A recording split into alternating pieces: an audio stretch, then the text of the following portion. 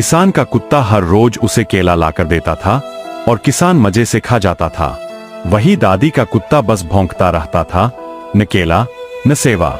गुस्से में दादी उसे बाजार में छोड़ आती है, लेकिन वो कुत्ता लौटकर किसान के केले खा जाता है। तभी गांव में तूफान आता है और वही छोड़ा हुआ कुत्ता दौड़कर आता है, दादी को गोदी में उठाता है, किसान को पीठ पर बिठाता है और दोनों की जान बचा लेता है।